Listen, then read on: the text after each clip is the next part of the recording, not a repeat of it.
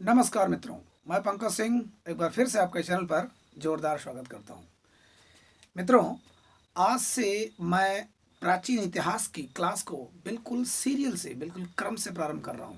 जो आपकी बहुत दिनों से तमन्ना थी, तो प्रारंभ से लेकर अंत तक अब ये वीडियो उठाता हूं आपको बिल्कुल क्रम से। अब बीच-बीच में जो आपको कहानियों के माध्यम से आपको इतिहास से परिचित करा रहा था, थोड़े कुछ किस्से कहानियों से आपको इतिहास प्रेम में लेके जा रहा था, तो वो अब मैं समाप्त करता हूँ। आज से मेरा क्रम से चलेगा, जबकि भी ऐसी बहुत सी कहानियाँ रह गईं गुप्त वंश की, और भी ऐसी कई कहानियाँ रह गईं जो मैं कहना चाहता था, लेकिन अब ऐसा लग रहा था कि नहीं, क्रम से हो तो मज़ा है। ठीक है मित्रों, तो आज से हम भारतीय इतिहास को जानेंगे, भारतीय इतिहास के प्राचीन खंड को जानेंगे, प्राचीन काल को जानेंगे। क्या था हमारा इतिहास, कैसा था हमारा इतिहास। लेकिन मित्रों, ये भी जान लें कि हम अपने भारतीय इतिहास को जाने कैसे। देखिए, पहला चैप्टर तो हमेशा पाषाण काल का होना चाहिए। जब मनुष्य ने यहाँ पर अपने मूल रूप में अवतरण लिया, तो छोड़िए हम पाषाण काल को देखेंगे। तो पाषाण काल तो लेंगे तो केवल भारत का इतिहास नहीं लेंगे, पूरे विश्व का इतिहास आ जाएगा। हमको अपने भारत के इतिहास के बारे में जानना है, तो सबसे पहले ये जानना होगा कि हमारा भारत का इतिहास जाने कैसे, क्या स्रोत है, क्या ऐसे साधन है जिससे हम अच्छी तरीके से जान सकें। कोई कहता है, पहले कहते थे कि हमारा इतिहास वैदिक काल से शुरू होता है। फिर सब लोगों ने कहा, इतिहासकारों ने कहा कि नहीं नहीं, सिंधु घाटी सभ्यता से शुरू हुआ, पहला हमारा सभ्यता सिंधु घाटी सभ्यता। फिर आजकल कुछ विद्वान लोग इस निष्कर्ष पर पहुंच रहे हैं, कई अपने खोजों के माध्यम से, कि नहीं नहीं, वेद ही हमारे प्राचीन सबसे ग्रंथ है, और वैदिक काल ही सबसे प्राचीनतम साक्ष्य हमारा, यानी सिंधु घाटी के पहले वैदिक काल था। अभी कुछ विद्वानों से मुलाकात हुई, तो उन्होंने बिल्कुल अब कमर कस लिया है कि कुछ दिन में साबित करके रहेंगे कि वैदिक काल ही हमारे प्राचीन भारत का मूल स्रोत था, माने शुरुआत वहीं से होती है। तो किसको माना जाए? अभी तो हमको वो पढ़ना है मित्रों जो किताबों में लिखा गया है, जो हमको पढ़ाया जा रहा है, जो एग्जाम्स में आ रहे हैं। हमको तो उसी लिहाज से पढ़ना है, निष्कर्ष क्या निकलता है बाद में देखा जाएगा। तो सबसे पहले हम देखें कि अपने भारतीय इतिहास को जाने कैसे, कैसे जाने, उसका स्रोत क्या है। तो स्रोत को तो जान ले, पहले खूब जम कर जान ले कि क्या क्या है, कहानी, किस्सा, ये वो, है ना। तो उसके कैसे जाने हम लोग, चलिए देखते हैं। दो तरीके से जानेंगे। पहला, पुरातत्व, माने आर्कियोलॉजी, आर्कियोलॉजिकल डिपार्टमेंट, जो हमारा पुरातत्व यानी जो खुदाई वगैरह मिलते हैं, जो पुरानी चीज़ मिलती है, एंटिक चीज़ें, अब वो हजारों साल, लाखों साल कब की पुरानी है, उनके आधार पर, चाहे वो कार्बन डेटिंग, है ना, C14 के माध्यम से या किसी और माध्यम से पता करते हैं कि क्या क्या चीज़ें हैं, कब की रही होंगी, ये किस राजा के काल में थी। पुरातत्व माने जो खुदाई वगैरह से मिलता है, पुरातात्विक स्रोत। और दूसरा हमारा है साहित्यिक स्रोत। साहित्यिक स्रोत माने साहित्य, यानी किताबें, कुछ ऐसे ग्रंथ लिखे गए हैं जिनके आधार पर भी हम इतिहास को परख सकते हैं कि हमारा इतिहास कैसा था। किताबें बहुत कुछ कहती है मित्रों। हो सकता हो किसी राजा के चापलूसी में लिखा गया हो, लेकिन कुछ अंश तो रहेगा, जिस राजा के काल में है वो वहाँ की कुछ तो बातें बताएगा। जैसे अब अगर बुद्ध जी को पढ़ो, बौद्ध धर्म के समय में, बुद्ध जी के समय में जितने लोगों ने भी लिखा होगा, या बौद्ध धर्म को मानने वाले जिन लोगों ने लिखा, चाहे अश्वघोष हो, चाहे जिन्होंने भी हो, तो कम से कम कुछ तो हमको जानकारी मिलेगी। तो साहित्य हमको बताएगा, भले उसमें कुछ अतरंजित कहानियाँ भरी पड़ी हों। तो पुरातत्व में हम लोग क्या देखेंगे, जैसे अभिलेख। अभिलेख यानी, अभिलेख माने लिखा हुआ एक ऐसा प्रमाण, चाहे वो शिलालेख हो, गुहालेख हो, अभिलेख हो, स्तंभ लेख हो, कुल मिला जुला कर लेख, कुछ ऐसे जगहों पर लिखे हुए लेख जिनके बारे में, जिनकी भाषाओं को पढ़ने के बाद हमको पता चले कि हमारे भारत का इतिहास क्या है, या उस समय यह राजाज्ञा है कि और क्या चीज़ है ना, उसको पढ़ने से हमको पता चलता है। तो अभिलेख बहुत मिला, जैसे समुद्रगुप्त का प्रयाग स्तंभ लेख, जी हाँ, कहीं भीतरी स्तंभ लेख, कहीं कुछ गुहा लेख, बहुत से अशोक के बहुत से लेख मिले हैं। तो उन सबको पढ़ने के बाद हमको पता चलता है कि इन राजाओं का काल कैसा था, इन राजाओं का समाज कैसा था, राजतंत्र कैसा था। तो कुल मिला जुला के अभिलेखों से बड़ी जानकारी मिलती है। फिर दूसरा, भवन स्मारक। भवन स्मारक, अब इसमें बहुत कुछ आ जाएंगे। हमारा सबसे बड़ा उदाहरण अब ताजमहल हो गया। ताजमहल से अगर हम देखते हैं तो शाहजहाँ के बारे में बहुत कुछ जानकारी मिलती है। लाल किला शाहजहां, प्लस कुतुब मीनार कुतुबुद्दीन ऐबक और इल्तुतमिश। तो ऐसे बहुत से स्मारक एवं भवन हैं जो, जैसे अभी 2.5 दिन का झोपड़ा कुतुबुद्दीन ऐबक, अगर आप अजमेर में जाते हैं, जस्ट बिल्कुल बगल में है, ख्वाजा मोइनुद्दीन चिश्ती की दरगाह के जस्ट बगल में है। जी हाँ, तो ऐसे बहुत से भवन स्मारक मिले हमारे देश में जिनको अध्ययन करने पर लगता है कि हो इनके काल में था, इनके काल के बारे में कुछ जानकारी मिलती है, क्योंकि कहीं कहीं कुछ शब्द उत्कीर्ण हैं, कहीं वाक्य उत्कीर्ण हैं, लिखे हुए हैं मतलब। तो भवन स्मारक, उसके बाद बोलते हैं सिक्के, बहुत से ऐसे सिक्के मिले हैं, जैसे समुद्रगुप्त के सिक्के वीणा बजाते हुए, किसी को व्याघ्र हनन करते हुए, बाघ को मारते हुए, ऐसे बहुत से लोगों का। भीम कटपिसस का सोने का सिक्का, कुजुल कटपिसस माने भीम कटपिसस का तांबे का, कुजुल कटपिसस का सोने का, या और भी ऐसे अनेक सिक्के मिले जिनसे हमको बहुत जानकारी मिलती है। सिक्के और मोहरें भी हैं, बहुत से ऐसी मोहरें मिली हैं। चित्रकला,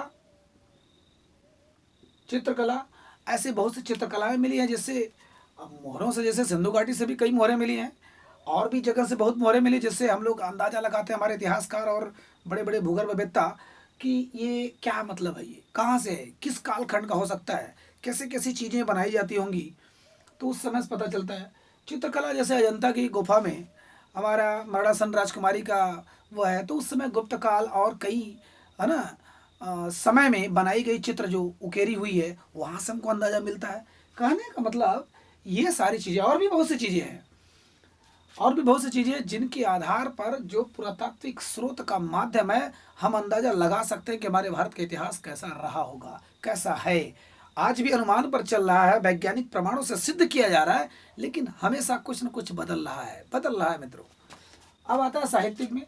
साहित्यिक में दो है, एक तो भारतीय और दूसरे विदेशी। भारतीयों ने क्या लिखा, विदेशियों ने क्या लिखा, तो विदेशियों को बाद में पढ़ेंगे, पहले अपने भारतीयों को जान लें। तो भारतीयों में भी दो प्रकार के हैं, एक तो है ऐतिहासिक, ऐतिहासिक ग्रंथ जो है, जो ऐतिहासिक लिखा हुआ, और दूसरा धार्मिक। धार्मिक में क्या आएगा, रामायण महाभारत और बौद्ध धर्म, जैन धर्म, जितने भी ये सब चीज़ें हैं धर्म से संबंधित, उनसे अगर पुराण वेद उपनिषद, है ना, ये सारी चीज़ें आगे धार्मिक में। ऐतिहासिक माने ऐतिहासिक किताबें, या तो उस कालखंड में रहने वाले राजाओं के चारण कवि, या और बाद में आने वाले कुछ कवि और लेखकों ने जो कुछ लिखा है राजाओं के बारे में, उनसे बहुत कुछ हमको जानकारी मिलती है। या तो किसी ने आत्मकथा लिखा, या किसी ने किसी का जीवनी लिखा। जैसे अकबर के बारे में कई लोगों ने लिखा, अबुल फजल ने लिखा, बाबर के बारे में उसने खुद आत्मकथा लिखा, और भी हमारे जैसे मुंज के बारे में है, या पृथ्वीराज चौहान के बारे में चंद्रवरदाई ने लिखा। सो बहुत से ऐसी ऐतिहासिक किताबें हैं जो आत्मकथा के रूप में है, जीवनी के रूप में है, जो और भी अनेकों संकलन के रूप में है, हमको जानकारी देती है इतिहास की मित्रों।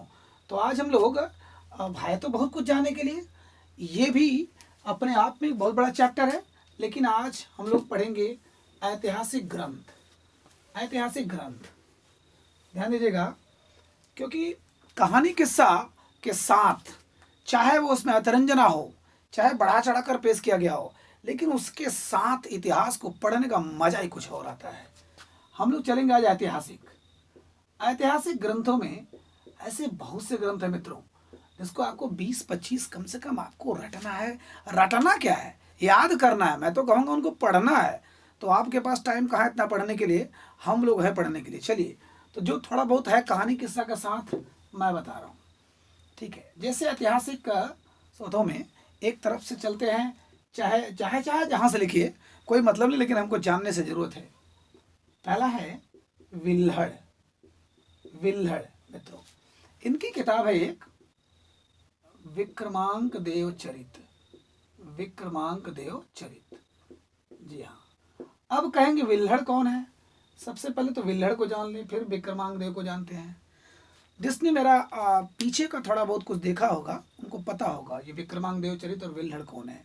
जब हमने जिक्र किया था परमार वंश के राजा मुंज की कहानी, उसमें आया था ताल द्वितीय कल्याणी के चालुक्य, उसमें ये कहानी मिलती है। तो विल्हड़ दरबार में थे विक्रमादित्य खष्ट, विक्रमादित्य खष्टम यानी छठे, विक्रमादित्य छठे दरबार में। ये किस वंश के थे, कल्याणी के चालुक्य। कल्याणी के चालुक्य, अब जो फर्स्ट टाइम देख रहे हैं उनके तो नहीं समझ में आएगा कि कल्याणी के चालुक्य क्या है। जो थोड़ा बहुत जानते हैं या मेरा वीडियो पहले देखे हुए हैं उनको समझ में आएगा कि कल्याणी के चालुक्य अगर देखा जाए, भारत को एक रफ वे में देखा जाए तो चालुक्य 4 थे। एक था गुजरात का चालुक्य, कर्नाटक में 2 थे, एक कल्याणी के चालुक्य, एक वातापी के चालुक्य, और आंध्र प्रदेश में एक था वेंगी के चालुक्य। जी हाँ, चालुक्यों की 4 शाखाएं थी, एक गुजरात, 2 कर्नाटक में और एक आंध्र प्रदेश में वेंगी के चालुक्य। तो हम लोग जो यहाँ चर्चा कर रहे हैं कल्याणी के चालुक्य, कल्याणी माने कर्नाटक। तो कर्नाटक के ये चालुक्य जो थे इसके संस्थापक तैलप थे। हमने चर्चा किया है परमार वंश में। तैलप द्वितीय को मुंज ने, परमार वंश के मुंज, मालवा के परमार माने मध्य प्रदेश के मुंज ने 6 बार युद्ध में पराजित किया। 7वीं बार वह पराजित हुआ मुंज, और उसके बाद इनके द्वारा यानी तैलप द्वितीय द्वारा बहुत बुरी मौत मारा गया। तो उसी वंश में विक्रमादित्य छठे बहुत ही प्रतापी राजा थे, बहुत ही प्रतापी राजा, और इन्हीं के दरबार में बिल्हड़ नामक कवि रहते थे। और इनकी पुत्री थी एक, पहले थोड़ा इनके बारे में जान लें। तो इनकी पुत्री थी रतिलेखा। तो चूंकि ये बड़े मशहूर थे ही, बड़े प्रिय थे, उनको बहुत मानते थे हमारे राजा जी विक्रमादित्य कस्टम। तो इनको रख दिया कि भाई आप पढ़ाओ इनको, आप इनको ग्रंथ पढ़ाओ, अच्छी अच्छी बातें पढ़ाओ, है ना, कोर्स की किताबें पढ़ाओ, और भी जो भी जितनी जानकारी की चीज़ें हो पढ़ाओ। लेकिन उनका मन इनमें रम गया, प्रेम करने लगे, वह प्रेम रस से सराबोर कविताएं सुनाने लगे और उनको अपने रंग में ढालने लगे। जी हाँ, बढ़ते किसी को पता नहीं चला, और विल्हड़ का प्रेम इतना ज़्यादा गहरा हो गया कि दोनों विवाह पर जाकर राजी हुए और उन्होंने गांधार में विवाह कर लिया। चोरी से गांधार विवाह कर लिया। और गांधार विवाह करने के बाद वह अभी कुछ समय बीता ही था, यानी 2-1 घंटे अभी उनका मिलन भी नहीं हुआ था, तब तक राजा के अनुचरों द्वारा, गुप्तचरों द्वारा पता चलने पर उनको गिरफ्तार कर लिया जाता है। गिरफ्तार करने के बाद उनको फांसी की सजा दी जाती है कि तुमने राजकुमारी से, राज महल की एक कुमारी से तुमने प्रेम करने का ऐसा पाप किया है, तुम्हें फांसी की सजा मिलेगी। और वहाँ पर गिड़गिड़ाते हैं, लेकिन कोई सुनवाई नहीं होती, क्योंकि आपने राजाओं के चरित्र पर दाग लगाने की कोशिश की है। क्योंकि वो प्रेम रस में सराबोर थे, इसलिए उनको कुछ दिखाई नहीं दे रहा था। उन्होंने कहा कि चलिए ठीक है, आप फांसी दीजिए। तो जब फांसी देने उनको लेके जाया जा रहा था, तो रतिलेखा उनके चरणों में गिर जाती है, राजा के चरणों में, अपने पिताजी के चरणों में, और गिड़गिड़ाती है, माफ़ी मांगती है कि जिस समय बिल्हड़ यहाँ से चला जाएगा, सारी यहाँ की जितनी खुशियाँ हैं सब चली जाएंगी। जान लीजिएगा, वो आपका धरोहर है, तो आप धरोहर को बर्बाद नहीं करिए। अगर उनको कुछ होता तो मैं भी अपनी जान दे दूँगी, क्योंकि अब मैं पत्नी हूँ। तो ये सारी चीज़ें होती है। और उधर जब इनको लेके जाया जाता है फांसी के तख्ते की तरफ, तो इन्होंने लगभग 50 श्लोकों का, बड़े बड़े श्लोकों का, एक है चौर पंचाशी का, यद्यपि इस पर विवाद है, चौर पंचाशी का कि 50 श्लोकों का चौर पंचाश, कुछ लोग कहते हैं इनको चौर ने रचा है ना, इनका कहानी बताने के लिए। कुछ लोगों ने कहा कि खुद इन्होंने लिखा है। तो ये बोलने लगे, श्लोकों में बोलने लगे कि किस प्रकार की वो उन्होंने उनके साथ समय बिताया था, अपनी प्रेम लीला का बखान करने लगे, और इतना ज़बरदस्त बखान करने लगे कि सारे लोग मदमस्त हो जाते हैं। और यार इन्होंने इतना गिड़गिड़ाया इनकी पत्नी ने कि राजा जी माफ़ कर देते हैं, दोनों को माफ़ कर देते हैं। तो बिल्हड़ एक मिला जुला कर ऐतिहासिक कितनी सच्चाई है इस कहानी में वो आप परखिए, लेकिन ये कहानी इनकी मिलती है, हर जगह मिलती है। ठीक है, रतिलेखा। तो विक्रमादित्य कस्टम के दरबार में थे, तो इन्होंने विक्रमादित्य के बारे में खूब लिखा है कि बहुत बड़े राजा थे, किस प्रकार किए थे, इन्होंने जितने युद्ध किए, जितने विजय किए, सब कुछ के बारे में इन्होंने लिखा है। ठीक है मित्रों, बिल्हड़ विक्रमांग देवचरित। तो कहानी किस्सा से आप कोरिलेट करेंगे तभी मजा आएगा। इनके दरबार में एक और थे, विक्रमादित्य यानी खस्ट जो हैं, इनके दरबार में एक और थे, बिल्हड़ तो थे ही, दूसरे थे विज्ञानेश्वर।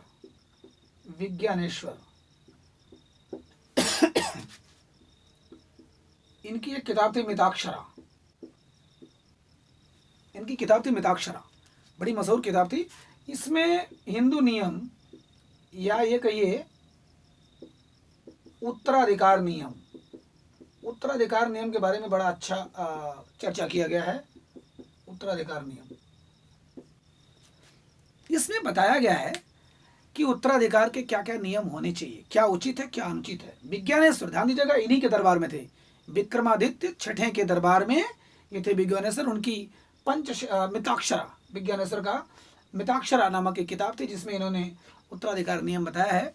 कई नियम ऐसा बताया है कि पहली बात कि अपने से कमाई हुई संपत्ति पर पिताजी का पूरा हक है और उनके जिंदा रहते उनके संपत्ति का बंटवारा ये होना उचित नहीं है, ये अच्छी बात नहीं है, बिल्कुल नहीं है, सही नहीं है। दूसरी बात, अगर कोई पौत्र अपने दादाजी के साथ रहता है और उसको लगता है कि ये पैसा मतलब कुछ संपत्ति बेच रहे हैं, कुछ दे रहे हैं, दान दे रहे हैं और उससे हमारे घर का नुकसान हो रहा है, तो उसको रोक सकते हैं। लेकिन सिर्फ रोक सकते हैं, एक अनुनय विनय कर सकते हैं, उनका कोई हक नहीं है। क्योंकि इन्होंने उसमें स्पष्ट बताया है कि अगर अपने से कमाए हो तो फिर पिताजी अगर अपने से कमाए हैं, दादाजी अपने से कमाए हैं, तो उसमें आपका सिर्फ निर्देश देने का हक हो सकता है, कुछ कर नहीं सकते आप। और आगे उन्होंने ये बताया है कि अगर आपने यानी पुत्र ने अपने से जो संपत्ति अर्जित की है, कमाए खाए हैं, उसमें आप लोग बंटवारा कर सकते हैं, चाहे जैसे करिए, लेकिन पिता और दादा के उस संपत्ति में से नहीं आप कुछ कर सकते जो उन्होंने खुद से कमाया। उनके मृत्यु के बाद आप चाहे जो करिए। जी हाँ, तो इस प्रकार के उत्तराधिकार के कई और नियम उसमें दिए हुए हैं अच्छे ढंग से। तो मिताक्षरा, तो विज्ञानेश्वर ने क्या लिखा, मिताक्षरा। दोनों किताबें किसके दरबार में लिखी गई, विक्रमादित्य छठे। ठीक है, तो इनसे हमको किसके बारे में जानकारी मिलती है, चालुक्य वंश, कल्याणी के चालुक्य वंश। तो इसी प्रकार दुनिया भर के लेखक हुए, कवि हुए, जिन्होंने अपने राजाओं के बारे में लिखा या उन कवियों के बारे में किसी ने लिखा, तो हमको उस वंश के बारे में जानकारी मिलती है। चलिए दूसरा देखते हैं, यानी अगर तीसरा देखें, तीसरा, दो उधर हो गए। तीसरा था शूद्रक। नाम सुना होगा मित्रों, मृक्षकटिकम। क्योंकि कुछ नाम ऐसे होते हैं कि लिखते ही या बोलते ही उनकी किताबों का नाम अपने आप जबान पर आ जाता है। तो मृक्षकटिकम, मृक्षकटिकम माने मिट्टी की गाड़ी। मिट्टी की गाड़ी, बड़ी सुंदर कहानी है ये, इसको भी पढ़ने में बड़ा मजा आएगा। चलिए देखते हैं, उस कहानी से परिचित होते हैं कि शूद्रक के मृक्षकटिकम है क्या, क्या कहानी है इस मिट्टी की गाड़ी में। तो ये कहानी होती है उज्जैनी में। उज्जैनी मित्रों, उज्जैन यानी एमपी। तो एमपी में ये कहानी घटित होती है। कहते हैं कि उज्जैनी का एक बेचारा बहुत ही अच्छा इंसान था, ब्राह्मण इंसान था। पहले बहुत धनी था, बहुत ही धनी था, पैसे वाला था, लेकिन अपने दानी प्रवृत्ति, अपने धार्मिक विचार की वजह से थोड़ा सा इधर उधर देने के चक्कर में बेचारा गरीब हो चुका था। नॉर्मल इंसान, एक सामान्य ब्राह्मण रह चुका था। उसका नाम था चारुदत्त। चारुदत्त यानी उज्जैनी के। और उसी उज्जैनी में एक गणिका थी, एक सुंदर गणिका थी, जिसको आज के परिप्रेक्ष्य में देखा जाए तो वेश्या कहेंगे, लेकिन उस दौर में एक राजा के साम्राज्य की एक गणिका थी, छोटी सी गणिका थी, उसका नाम था वसंत सेना। तो इन दोनों की कहानी है, वसंत सेना। लेकिन ये प्रेम कथा ना हो करके एक लाजवाब कहानी है।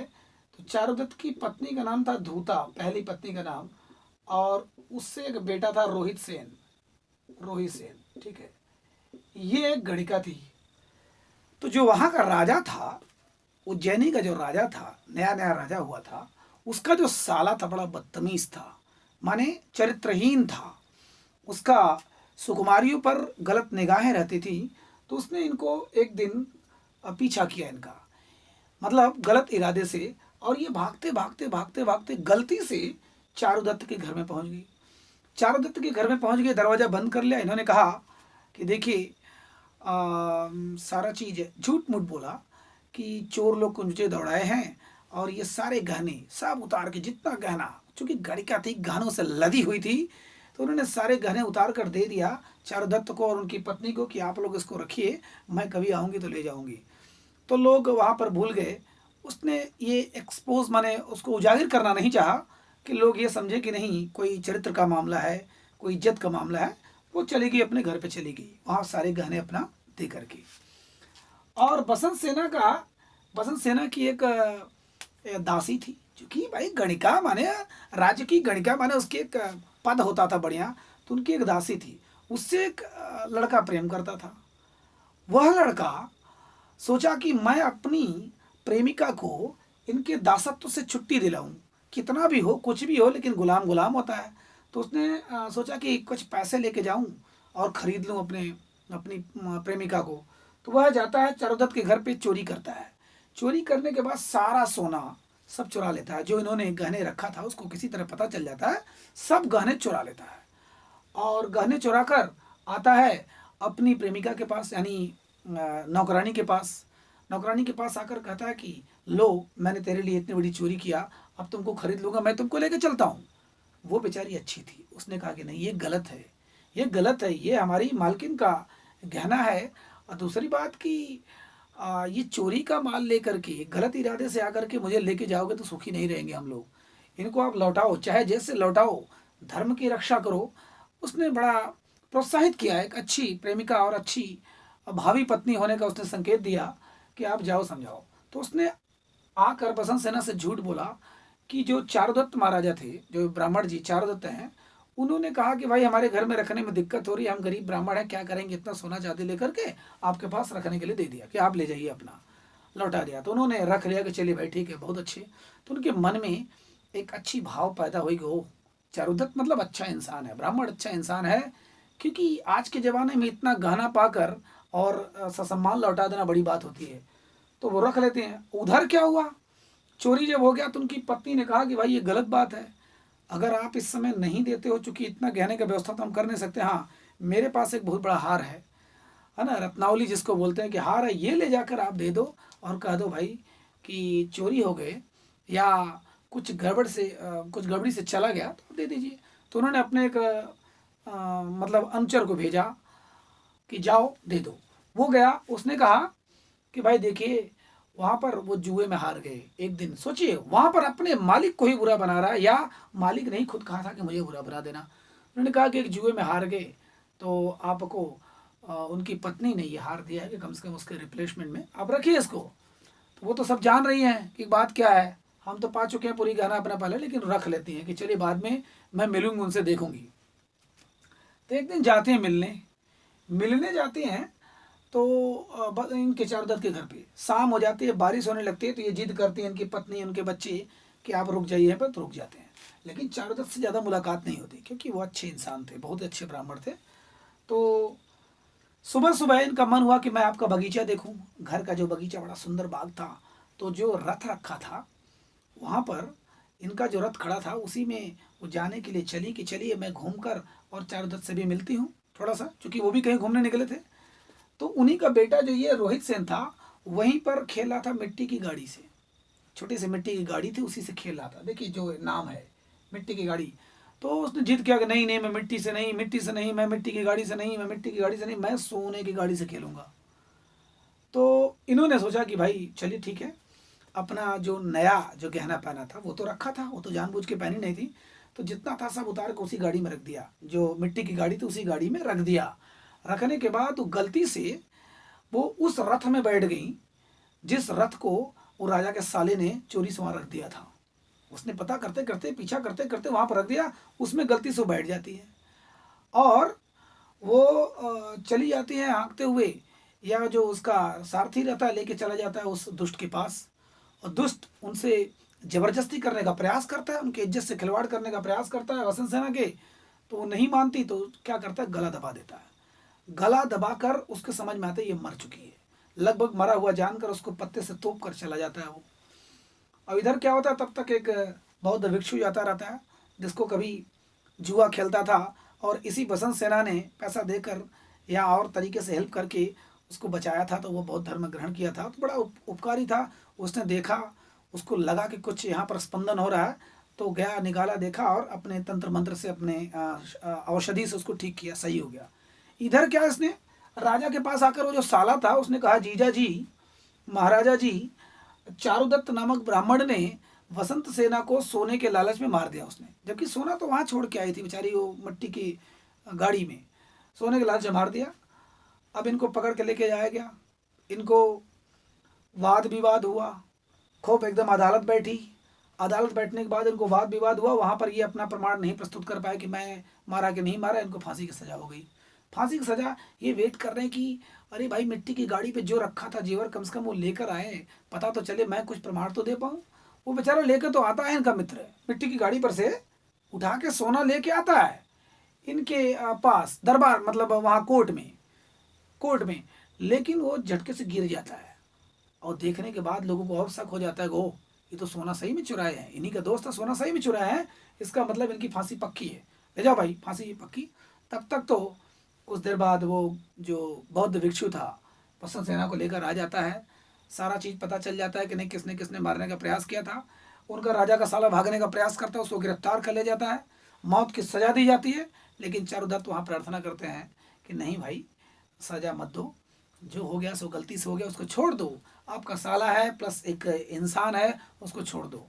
और सारी चीज़ें एकदम बिल्कुल सही स्थापित, जैसे हैप्पी एंडिंग जैसे हमारी बॉलीवुड फिल्म में होता है, तो वो सब कुछ सही हो जाता है। ठीक है, तो ये हमारी बसंत सेना और चारुदत्त, और ये इनकी कहानी है क्या, मृक्ष कटिकम शूद्र की बड़ी लाजवाब कहानी है। ठीक है, तो इससे हमको किसके बारे में जानकारी मिलती है, उज्जैनी के बारे में काफ़ी कुछ जानकारी मिलती है, उस समय के राज वंश के बारे में, कुछ कुचक्र षड्यंत्रों के बारे में जानकारी मिलती है। तो ये शूद्र का बहुत ही मशहूर किताब है मृक्ष कटिकम। ठीक है मित्रों, उसके बाद एक बड़ी ही बेहतरीन कहानी आती है सोमदेव का कथा सरित सागर। जिसने ये किताब नहीं पढ़ा, जान लीजिए इतिहास का मजा नहीं लिया। इसमें इतिहास, पुराण और कुछ काल्पनिक कहानियाँ, कुछ सच्ची कहानियाँ को मिक्स करके एक ऐसा ग्रंथ तैयार है कि मज़ा आ जाता है। कथा सरित सागर, इसमें कहानी मिलती है, ध्यान दीजिएगा, 3 किताबों का एक निचोड़ है। कथा सरित सागर 3 किताबों का निचोड़ है, उसको बता रहा हूँ, अगर ध्यान से आप नहीं देखेंगे तो समझ में भी नहीं आएगा। तो कथा सरित सागर में कहानी मिलती है कि एक बार पार्वती जी बड़े अच्छे मूड में थी, उन्होंने बार बार शंकर जी से कहा कि हे भोलेनाथ, हे प्रभु, आप ऐसी कथा सुनाइए, आप मुझे ऐसी कथा सुनाइए कि जो कि किसी ने आज तक न सुनी हो, बड़ी सी कथा सुनाइए। तो उन्होंने सोचा कि कुछ बहका दूँ, कहा कि ठीक है भाई सुना दूंगा एक आध दिन। तो उन्होंने जिद किया कि नहीं आज सुनाइए। कहा कि अच्छे छोटी सी कहानी सुना दूँ, उन्होंने कहा नहीं, इतनी बड़ी कथा सुनाइए, बृहत कथा, बहुत बड़ी कथा, जो कि किसी ने न सुना हो। तो 2-4 बार जिद करने पर, भाई पत्नी का जिद है और वो भी भोलेनाथ जैसा इंसान या भगवान, आप जो समझिए, तो उन्होंने कहानी शुरू किया। एक बहुत पहले तो अपने गुफा में ले गए, कैलाश गुफा में, मानसरोवर वाले में, और वहाँ पर उन्होंने सुनाना शुरू किया। और नंदी जो अपना उनका वो था द्वारपाल था, उससे कहा कोई नहीं आने पाए, क्योंकि ऐसी कथा जो किसी ने न सुना हो।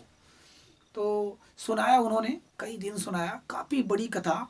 उसको हम लोग कहते हैं गुणाढ़ की बृहत कथा। अब गुणाढ़ कौन था मैं बता रहा हूँ, गुणाढ़ की बृहत कथा इसको ये भी कहते हैं। ठीक है, तो खूब बड़ी सी बृहत कथा, खूब लंबी सी कथा सुनाया उन्होंने। उसके बाद ये खुश हो गई, बढ़िया एकदम मस्त हो गई, अरे वाह क्या मज़ा आया उस कथा में। उस कहानी का कोई अभी आधार नहीं, कुछ समझ में आ रहा क्या कहानी थी, लेकिन बहुत अच्छी कहानी उन्होंने, अब चाहे कल्पना से बना के बताई या कोई और अपने मन में कैसे करके बताया उन्होंने। तो उसके बाद वो आती हैं, तो जया विजया उनकी जो सहेलियाँ थीं, उनके साथ बैठकर, भाई पारिवारिक सहेलियाँ, उनके साथ बैठकर ये मस्ती कर रहे थे। उन्होंने कहा कि आओ जया, मैं तुम्हें एक ऐसी कहानी सुनाऊँ जो आज तक किसी ने नहीं सुना है। उन्होंने कहा ठीक है आओ। सब लोग घेर करके बैठ गए उनको, उनके सखी सहेली। और जब उन्होंने सुनाना शुरू किया तो जया ने कहा अरे ये कहानी तो मुझे मालूम है, पहले से मैं जानती हूँ। आप पार्वती जी का क्रोध 7वें आसमान पर पहुंच गया। मालूम है मतलब, कैसे मालूम है? हाँ, तो अभी थोड़ा सा शुरू किया, तब तक तो जया ने पूरा खत्म कर दिया। अब पार्वती जी क्रोध में एकदम पागल। उनको ये लगा कि शंकर जी ने मुझे ऐसी कहानी नहीं सुनाई है जो पहले कभी सुनाई नहीं गई है। इसका मतलब उन्होंने पहले ही किसी को बताया है। तो जाती हैं क्रोध में शंकर जी के पास और पूछते हैं सवाल। भोलेनाथ बोलते हैं कि मैंने किसी को नहीं बताया है, गलत बात है ये, पता करो कौन किया। तब वहाँ पर सबको बुलाया जाता है, उनके जितने अनुचर थे। तो उसमें इनका पति जो था पुष्पदंत, वो डर के मारे आता है और बताता है कि जी हाँ, मैंने गलती से सुन लिया है। मैंने सुना है, कैसे सुना? क्योंकि जब गया मैं द्वारपाल से मिलने, तो उसने रोका मुझे कि नहीं, कुछ पर्सनल काम में बिजी हैं हमारे भोलेनाथ। तब ये अदृश्य होकर गया और वहाँ पर बैठकर पूरी कथा सुना है, और उसने आके अपनी पत्नी को सुना दिया। तो उन्होंने क्रोध में आकर श्राप देने का प्रयास किया। जी हाँ, तो उनका जो भाई था या दोस्त था, दो आता माल्यवान, ये भी कहा कि नहीं, आप माफ़ कर दीजिए, जाने दीजिए, जो गलती हो गई छोड़ दीजिए। तो इन दोनों को उन्होंने श्राप दिया क्रोध में कि छोड़ो, तुम बड़ा हिमायती बन रहे हो अपने दोस्त का, चलो तुम दोनों अब पुरुष योनि में जाओ, बन जाओ, जाओ धरती पर जाओ और वहाँ का दुख भोगो। भाई, धरती पर हमारे दुखों का बोझ तो ही है। हाँ, इसका मतलब अगर पौराणिक कहानियों में भी माना जाए तो सबसे ज़्यादा दुख यहीं पर है। तो पुष्पदंत और माल्यवान चले गए अब नीचे धरती पर। काफ़ी दिन बीत गया तो उनको दया आ गई। सब लोग गिड़गिड़ाने लगे कि कैसे अब ये होगा। उनकी पत्नियां रोने गाने लगी कि अब कैसे होगा। तो उनको दया आ गई। उन्होंने कहा कि चलो ठीक है। ये एक दिन एक बिंद जंगलों में, बिंद के जंगल माने विंध्याचल, बिंद के जंगलों में एक राक्षस रहेगा, मतलब एक पैशाच, उसको वो कथा सुनाएंगे। जब ये जो मैंने कथा सुनी है, जो इसने सुना है, कथा सुनाएंगे तो इसकी मुक्ति हो जाएगी। कहीं इसका कैसे मुक्ति होगा? कहीं ये जाएगा उस राक्षस से सुनकर, ये अलग अलग जगहों पर पैदा होंगे, ये जाएगा उस राक्षस से सुन के अगर पूरे दुनिया को बताएगा ये कथा, तो इसकी मुक्ति हो जाएगी। कहें ठीक है। कई दिन बीत गया। काफ़ी दिन बाद तो शंकर जी बोले कि आओ तुम्हें दिखाता हूँ मैं, देखो नीचे क्या हाल है, पुष्पदंत क्या कर रहा है। पार्वती जी भी जानने की इच्छा की तो देखा कि जो नंदवंश था, मगध वंश का नंदवंश, मित्रों, नंदवंश का एक बहुत ही विराट चरित्र था वर रुचि या कात्यायन। देखिए, कहीं कहीं ये दोनों एक ही मिलते हैं, कहीं कहीं अलग अलग मिलते हैं। इन पे अगर आप सर्च करेंगे तो बड़ी अजीब कथा है इनकी, लेकिन फिर भी वर रुचि तो मिलता है। मगध वंश का नंद का मंत्री, नंद आपको पता होगा, जिस नंद ने यानी चाणक्य का बहिष्कार किया था, चाणक्य का अपमान किया था। उस वंश में जो महापद्मनंद, जिनके दोस्त पाणिनि थे, कुल मिलाजुला कर नंद वंश के एक मंत्री थे वररुचि कात्यायन। और इन्हीं की वजह से नंद वंश का, या ये कहिए मगध वंश का इतना बड़ा विस्तार हुआ, वो वहाँ पे बना। पार्वती जी ने कहा ओ, तो ये जाकर पुष्पदंत बना है वररुचि। अच्छा अच्छा अच्छा, तो ये कब जाएगा सुनने कथा? कहा उनको जब याद आएगा तो जाएगा, पुनर्जन्म की बातें याद आएगी तो जाएगा। ठीक है, इधर चल रहा था ये कहानी। अब इधर क्या हुआ, ये जो माल्यवान है, ये गुणाढ़ नाम से, गुणाढ़, देखिए अभी मैंने कहा ना गुणाढ़, ये गुणाढ़ नाम से राजा हाल, जिन्होंने गाथा सप्तशती नामक किताब लिखा है, राजा हाल, तो उनके दरबार में यह बहुत बड़ा मंत्री बना। राजा हाल किस वंश के थे? सातवाहन वंश के। जय मित्रों, अगर मेरा पहले का वीडियो किसी ने देखा होगा तब तो समझ में आएगा, नहीं तो नहीं मजा आएगा। सातवाहन वंश में, जिसमें गौतमी पुत्र सातकर्णी थे, उसी वंश में एक राजा हाल होते हैं, बहुत बड़े कवि थे। उन्होंने गाथा सप्तशती नामक किताब भी लिखा है, काव्य ग्रंथ लिखा है। तो उनके दरबार में गुणाढ़ नामक एक मंत्री हुआ। ये तो अब इनकी कथा शुरू होती है। पहले थोड़ा सा उसके पहले ये जान लें, वररुचि या कात्यायन एक दिन जाते हैं विंध्य के जंगलों में, और जंगलों में जाने के बाद उसको कथा सुनाते हैं, पैसाज को कथा सुनाते हैं और अपना निकल लेते हैं, वहाँ से धरती पर से निकल लेते हैं। माने ये कहानी ऐतिहासिक और काल्पनिक कहानी मिला जुला के बनाई गई है। वररुचि या कात्यायन जाते हैं राक्षस के पास, जो श्राप मिला था, उस राक्षस को बृहत कथा बताते हैं, बृहत कथा के बारे में खूब बताते हैं, खूब अच्छी सी कहानी बताते हैं, और इनका वहाँ से पलायन हो जाता है, माने वहाँ चले जाते हैं। अब बेचारा राक्षस बचा है। राक्षस का कब होगा पलायन? जब आके गुणाढ़ उनसे मिलेंगे, कहे थे दोनों को तर जाओगे। तो गुणाढ़ इधर जाते हैं बिंद के जंगलों में। ध्यान दीजिएगा, ये राजा हाल सातवाहन वंश के प्रतापी राजा हाल के दरबारी गुणाढ़ जाते हैं वहाँ बिंद के जंगलों में, यानी मध्य प्रदेश में। तो वहाँ पर पैसाच मिलता है। पहले तो खूब अनुनय विनय करते हैं, कहते हैं भाई जरा सा हमारी मदद करो, मैं जो जो आपको कहानी सुनाया था वररुचि ने, उनको याद आ जाता है पुनर्जन्म, वो मुझे सुनाओ जिससे मेरा भी कुछ फायदा हो। तो उन्होंने उनको सुनाया, खूब बाकायदे सुनाया, बढ़िया से सुनाया, अच्छे तरीके से सुनाया। लेकिन उस सुनाने के पहले एक शर्त रखा था कि तुम अपने बारे में बताओ यार, तुम अपने बारे में बताओ, ये तुम्हारी क्या कथा है, तुम कौन हो गुड़ाढ़, कैसे मैं तुम्हें कैसे समझूं कि तुम्हें ही मुझे कहानी सुनाना है। तो उन्होंने अपनी कथा बताई।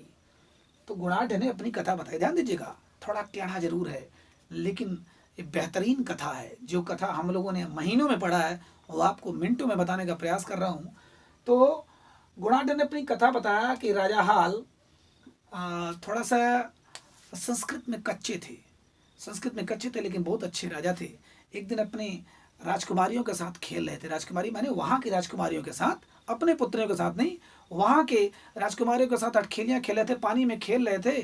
तब तक उसने कुछ मोदक नाम से ऐसे कुछ संस्कृत में श्लोक कुछ बोली थी। इनको समझ में आया कि मोदक माने लड्डू होता है, लड्डू लाके पूरा उनके ऊपर फेंक दिया। अब वो रानी छिड़ गई, बोली कि मैंने कुछ और बोला, आपको संस्कृत संस्कृत नहीं आती क्या। बड़ी बेइज्जती किया, बड़ी बेइज्जती किया कि आपको संस्कृत भी नहीं आती है। और कई श्लोक लोग बोल के, थोड़ी सी वो घमंडी थी भी, श्लोक वगैरह बोल के उनको इंसल्ट किया, उनका बेइज्जती किया। और वो बेचारे एकदम डिस्टर्ब हो गए। आने के बाद न खाए न पिए, एकदम पूरे रात भर चिंता में रहे, बेइज्जती फील हुई उनको, अपना अपमान महसूस हुआ।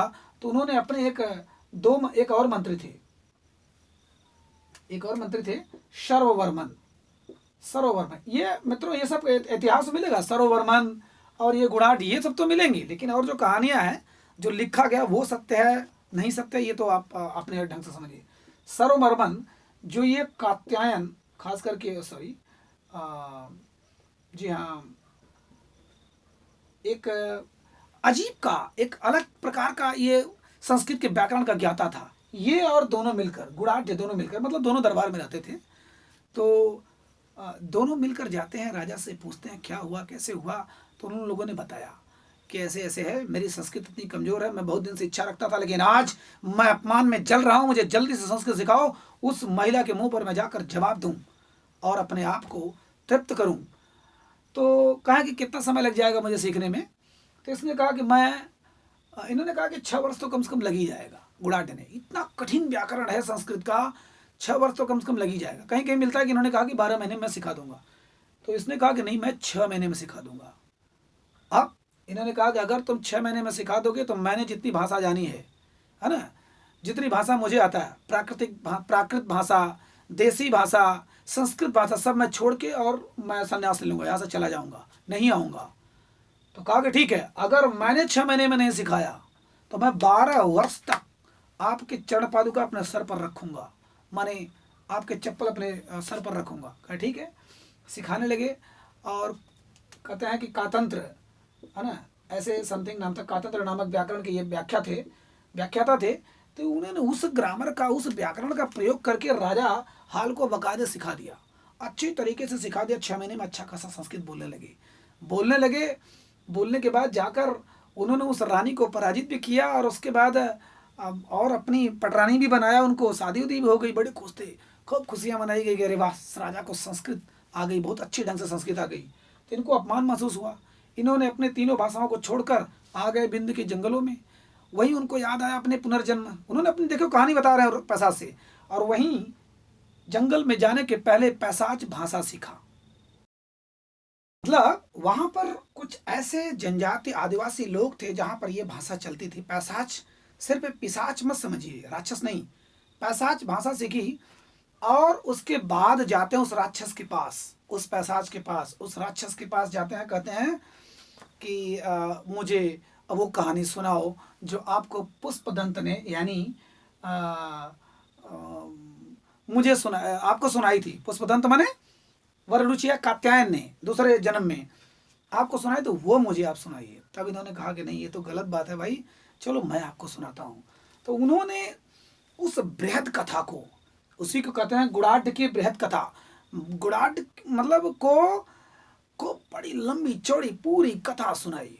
कथा सुनाने के बाद उन्होंने पैसाच भाषा में 7 वर्षों में 7 लाख श्लोकों में उसको लिखा। ध्यान दीजिएगा, 7 लाख श्लोकों में 7 साल में लिखा, उसके बाद आकर दिखाते हैं और कहते हैं कि मुझे पार्वती जी का श्राप जो लगा था कि नहीं इसको प्रचार प्रसार करोगे पूरे विश्व में तभी तुम श्राप से छूटोगे, ठीक है मैं जा रहा हूँ। तो वो पैसा तो चला जाता है, मतलब उसका तो हो जाता है, वो भी तर जाता है, चला जाता है। अब ये बच्चे गुड़ाढ़ हैं, ये बेचारे खुश होकर आते हैं कि चलो ठीक है जो हुआ सो हुआ, अब मैं राजा के पास जाता हूँ इस 7। और लिखा कैसे था मालूम है? जिस समय लिख रहे थे उस जंगलों में, उस समय वहां पर स्याही कम पड़ गई या स्याही मिली नहीं तो अपना काट काट कर अपने खून से लिखा था, खून से लिखा था 7 लाख श्लोक। अब ये काल्पनिक है कि क्या है, लेकिन खून से लिखा था काट काट कर। यहाँ तक कि सुनते हैं कि मतलब कहा जाता है, उस किताब में कहा गया है कि पशु पक्षी और जंतु जानवर भी बैठकर उनकी कथा सुनते थे। कथा जब वो लिखते थे, बोलते बोलते लिखते थे तो लोग सुनते थे, यानी जंतु जानवर भी सुनते थे और रोते थे। इतनी विरह वेदना, इतनी गजब की वो वृहद कथा थी। उसके बाद खुश होकर आते हैं राजा के पास, कहते हैं कि मैंने ये ग्रंथ लिखा है, अब आप देखिए और मुझे फिर से वह सम्मान मतलब दीजिए मुझे। तो उन्होंने देखा पहले बात को 7 लाख श्लोक, इतना मोटा ग्रंथ, दूसरे खून से लिखा हुआ है और तीसरे पैसाच भाषा में है। उन्होंने कहा भग जाओ, लेके भग जाओ यहाँ से, सीधे भग जाओ, कोई जरूरत नहीं इसकी। ये बेचारे मतलब डायरेक्ट वो नहीं गए थे, अपने लोगों से भेजा था, कहलवाया था, अपने एक जंगलों में थे।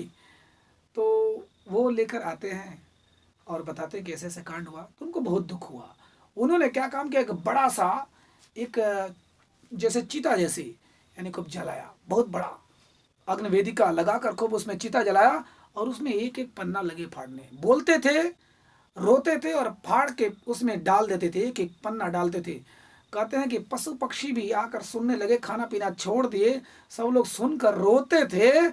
उसके बाद पशु पक्षी दुबले हो गए, उनके मांस जब एकदम कम पड़ गया, मांस रहा ही नहीं, तो जो बहलिया लोग मार के जाते थे वहाँ पर राजा को खाने के लिए, तो सूखा भोजन मिला तो बीमार हो गए।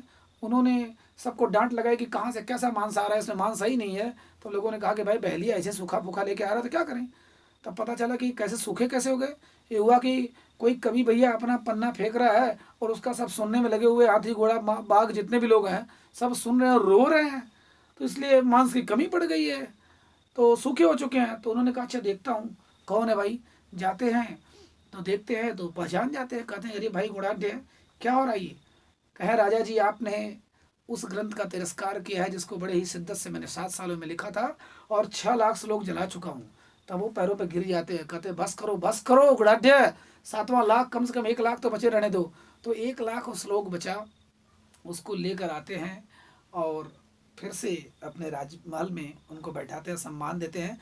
वह गुड़ाढ़ की बृहद कथा थी जो कि बाद में उसको और अच्छे तरीके से उसको संक्षेपीकरण में क्षेमेंद्र ने लिखा है वृहद कथा मंजरी में, वृहद कथा मंजरी। मित्रों ये ईमानदारी से बताऊं तो ये लगभग तीनों किताबें मेरी अध्ययन की हुई है और इसमें देखा इतनी सुंदर कहानी। वही चीज बृहद कथा मंजरी, वही चीज बृहद कथा और वही चीज कथा सरित सागर, तीनों में एक ही कहानी है कि पार्वती जी के श्राप से 2 लोग जाते हैं नीचे और ऐसे ऐसे होते हैं। उसको इतिहास कल्पना और मिथक में सब सामंजस्य करके बनाया गया है। ठीक है मित्रों, तो ये हमारी कहानी सोमदेव की है या गुड़ाढ़ की है या क्षेमेंद्र की है। क्षेमेंद्र की बृहद कथा मंजरी, मंजरी ठीक है, मंजरी मतलब भौर होता है, तो यहाँ पर बृहद कथा मंजरी मैंने उसकी शुरुआती तो कैसे लगी आपको ये? मेरे ख्याल से कहानी समझ में आया होगा, 1-2 बार रिवाइंड करिएगा, आपको दिमाग में आ जाएगा। तो भूलेगा नहीं, मेरे ख्याल से भूलना नहीं चाहिए कि सोमदेव का कथा सरित सागर, गुड़ाढ़ का बृहद कथा और क्षेमेंद्र का बृहद कथा मंजरी, ये तीनों एक ही चीज है, एक ही कहानी बताती है।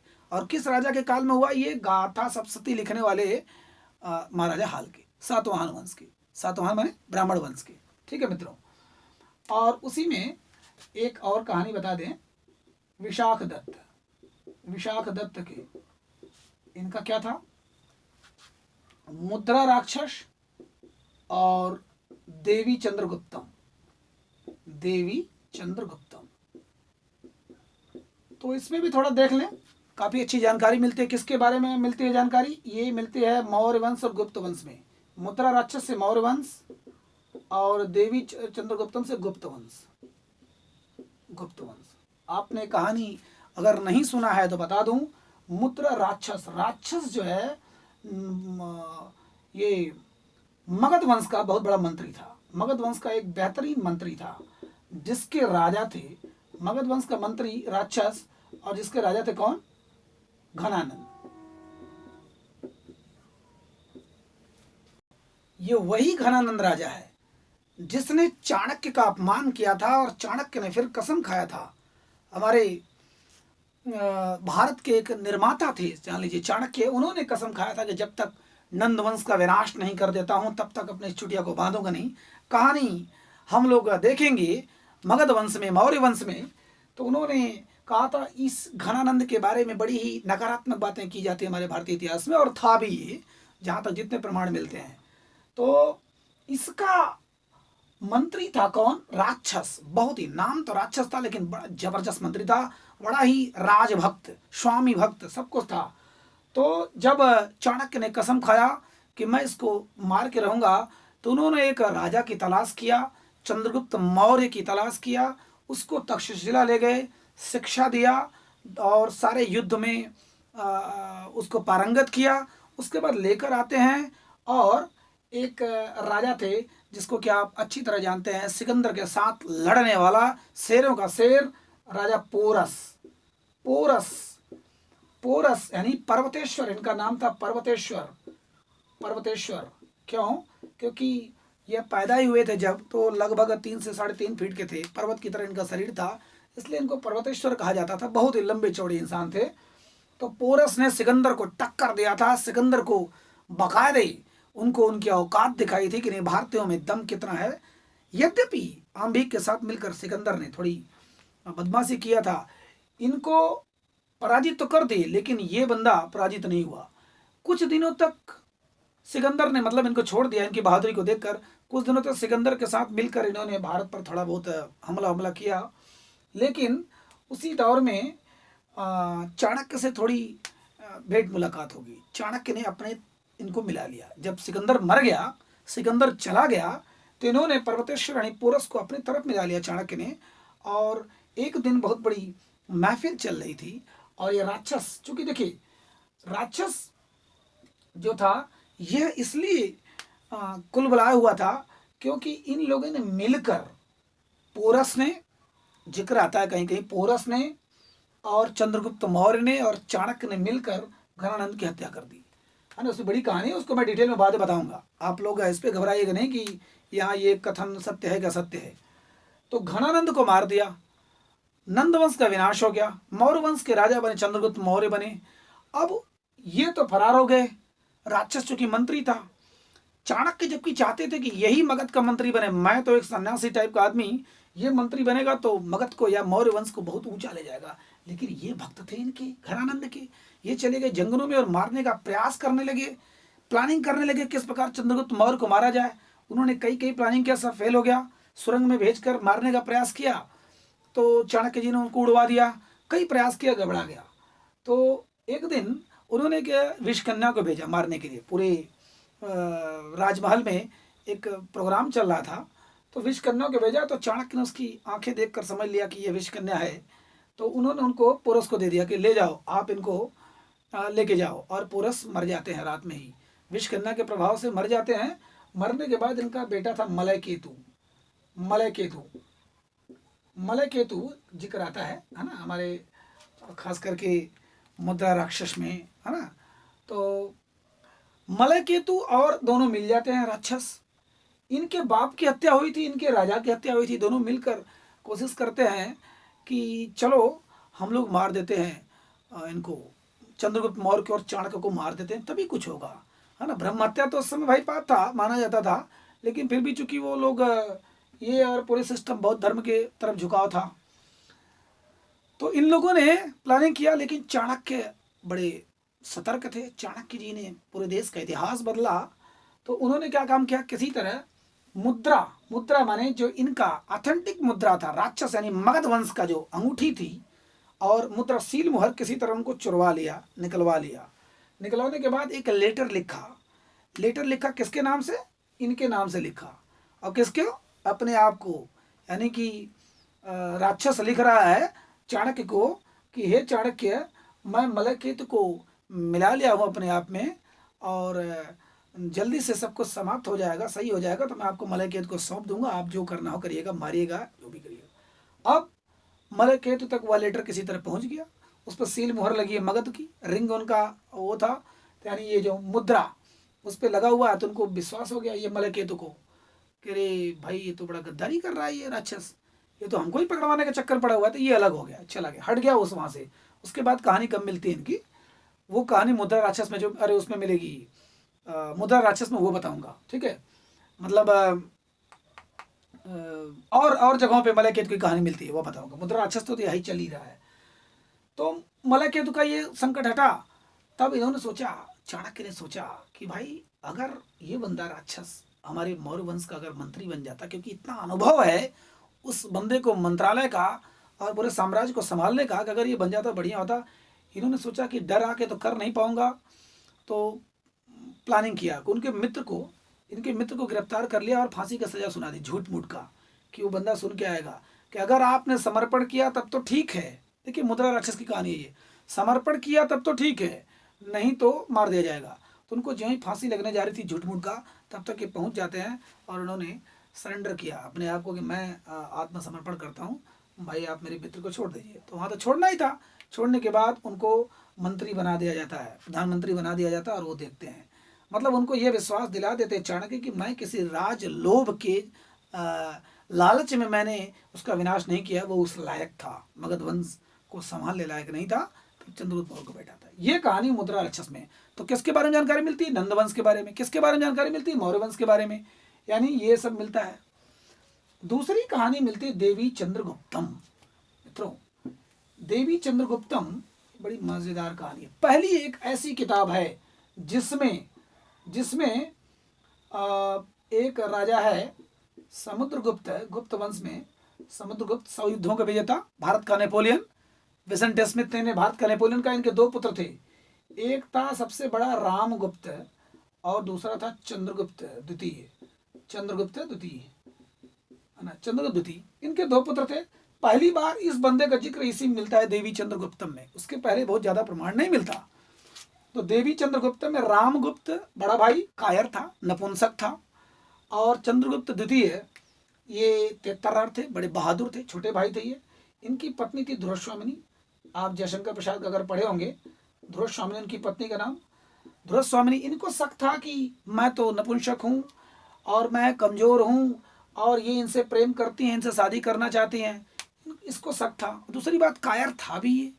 उसी समय इन्होंने पूरे भारत को रौंद के रख दिया था, मतलब भारत के दुश्मनों को रौंद के रख दिया था, और एक बहुत बड़ा साम्राज्य स्थापित किया था। सब लोग विदेशी जातियों में, खास करके शकों में तो खलबली मच गई थी। लेकिन इनके मरने के बाद, अभी तो ये बच्चे थे, मतलब बड़े हो रहे थे, रामगुप्त कायर इंसान था, इन्होंने कहा कि चलो बढ़िया मौका है। शकों ने हमला किया, इनको हरा दिया, बुरी तरह हराया।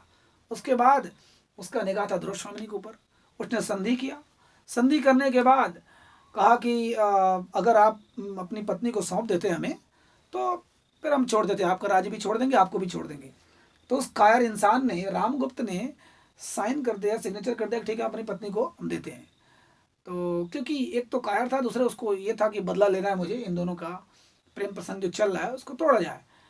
तो तब तक इनको पता चल जाता है, और ये जाती हैं इनके पास, कहती हैं कि चंद्रगुप्त तुम्हारे रहते हुए इस मेरे व्यक्तित्व का इतना बड़ा अपमान, इस साम्राज्य का अपमान, ये कैसे संभव। ध्रुवस्वामिनी में भी जयशंकर प्रसाद ने बड़ा लाजवाब लिखा है।